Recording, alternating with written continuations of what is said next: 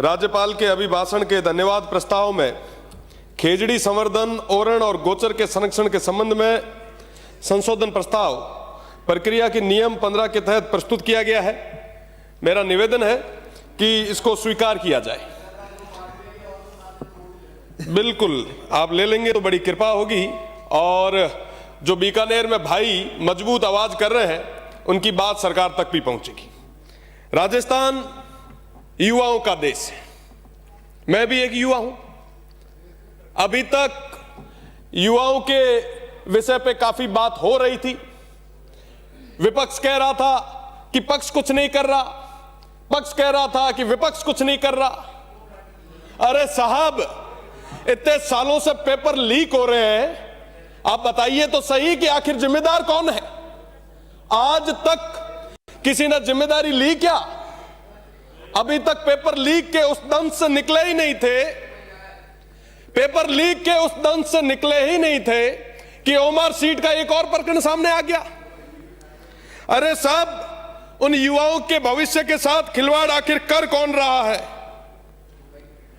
एक के बाद एक। साहब, हम हमेशा देखते हैं जब भी कोई परीक्षा होती है, बहनों के मंगलसूत्र उतार दिए जाते हैं, उनकी चोटियां काटी जाती हैं, मेरे सिख सरदार भाइयों की पग उतारी जाती है। और वो तमाम लोग इसलिए सहयोग करते हैं कि काश ये पेपर लीक रुक जाए। पर साहब, जब बाढ़ ही खेत को खाएगी तो बचाएगा कौन? ये मत समझिएगा कि बाहर बैठा युवा समझ नहीं रहा। वो समझ रहा है, वो देख रहा है। अंदर बैठे हुए माननीय किस तरीके से पेपर लीक को लेके चिंतित है, वो सब तरीके से देख रहा है। मैं तो एक ही बात कहूंगा, माननीय चंद्रशेखर जी ने कहा था, जिन हाथों में शक्ति भरी है राज तिलक देने की, उन हाथों में ही ताकत भरी है सर उतार लेने की। साहब, समय रहते पेपर लीक रे प्रकरण ना और तमाम यह मुद्दा रे माते एक विशेष आप चर्चा करो और स्थितियां जो है वो प्रदेश रे शामिल लाओ। ए तो बात हुई रही हायर एजुकेशन री। अब मैं आता हूं हमारे स्कूलों की। थोड़ी देर पहले स्कूलों पे चर्चा चल रही थी, स्कूल्स की बातें हो रही थी। कहा गया हमारे विपक्ष के नेताजी ने कि 1.5 लाख टीचर्स की कमी है, 3700 स्कूल जर्जर अवस्था में है, 80,000 कमरों की जरूरत है, 44,000 शौचालयों की जरूरत है। अरे वाह, बहुत बड़ा नंबर आपने बताया साहब। आप देखिए कि पूर्ववर्ती सरकार में आप भी शिक्षा के मंत्री थे, वर्तमान वाले भी अभी आए हैं। तो साहब, आखिर यह कब तक पूरा होगा? क्या आत्मनिर्भर भारत 2047 में इस तरीके से बनेगा? आज एक प्रतिष्ठित अखबार में एक खबर छपी, अफसरों को हाईकोर्ट ने कहा कि शर्म आनी चाहिए, छात्राएं पानी नहीं पीती क्योंकि स्कूलों में टॉयलेट नहीं है। हम आजादी का अमृतकाल मना रहे हैं और दूसरी तरफ हमारे स्कूलों के हाल क्या है? मैं दावे के साथ कह सकता हूं, यहां पे बैठे तमाम जितने भी माननीय सदस्य हैं वो सरकारी विद्यालयों से पढ़ के निकले हैं। पर आज के समय में उन सरकारी स्कूलों के हाल क्या है हमें समझने की जरूरत है। कहीं स्कूलें गिर रही है, कहीं मासूम बच्चे इस सिस्टम की भेंट चढ़ रहे हैं और हम सब मुख दर्शक होकर बैठ रहे हैं। बाबा साहेब ने कहा था, शिक्षा वो शेरनी का दूध है जो जितना पिएगा उतना दहाड़ेगा। पर आज क्या हो रहा है? क्या इस तरीके से हम तक्षशिला बनाएंगे? इस तरीके से हम नालंदा बनाएंगे? क्या इस तरीके से हम विश्व गुरु बनेंगे जहां एक 12वीं की स्कूल में एक एक अध्यापक के भरोसे छोड़ रखा है?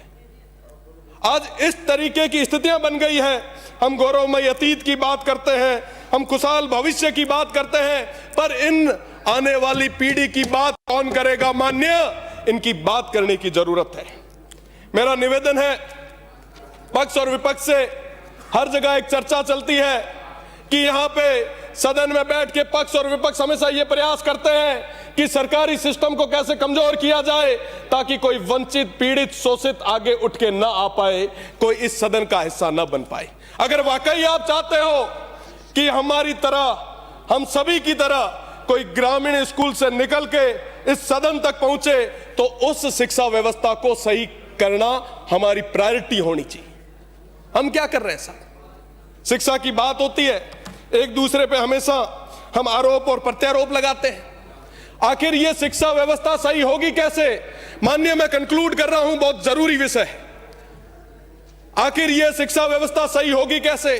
शिक्षा व्यवस्था तब सही होगी जब हम एक कानून लाएंगे, हम इस चीज की अनिवार्यता करेंगे कि चाहे पंच हो, चाहे सरपंच हो, चाहे प्रधान हो, चाहे प्रमुख हो, चाहे विधायक हो, चाहे सांसद हो, सभी के बेटे उस सरकारी स्कूल में पढ़ेंगे। इस चीज का कानून लाएंगे, तब जाके ये शिक्षण व्यवस्था जो है ये पूरे तरीके से सही हो पाएगी। क्या बात करेंगे? मैं तो यहां खड़ा रह के माननीय मुख्यमंत्री जी से कहना चाहूंगा कि आप ऐसा नियम लाए, हम आपका सहयोग करेंगे और मिलके।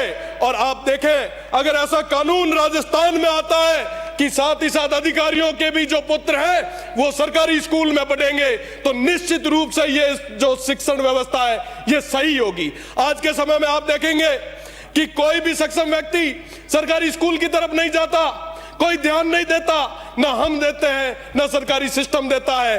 आम आदमी, गरीब व्यक्ति, वंचित व्यक्ति का जो पुत्र है वो वहां पढ़ता है। पर क्या साहब हमें उसकी चिंता है? इस तरीके से अगर चलता गया तो क्या हम विश्व गुरु बन पाएंगे? मेरा तो यही निवेदन है कि हम सब मिलके काम करें। मैं बात पूरी करने से पहले हुक्मरानों ने फरमाया है, एक चीज है, लाइनें हैं, ये जरूरी है, ये प्रदेश की जनता सुनना भी चाहती है। हुक्मरानों ने फरमाया है कि नारों से बदलता है जमाना, सियासतदार कहते हैं सियासतें बदले तो बदलता है जमाना, लेकिन मिजाज है जहां बदलने की इतना कुछ काफी नहीं होता, बदलने वाला खुद बदले तो बदलता है जमाना। मुझे लगता है कि ऐसे कानून की जरूरत है। हम सब मिलके, पक्ष और विपक्ष मिलके इस प्रदेश के लिए ऐसा कानून लाए और हमारे यहाँ की शिक्षण व्यवस्था को, युवाओं के भविष्य को, इनकी नींव को मजबूत करें। मैं बहुत बहुत धन्यवाद देना चाहूंगा।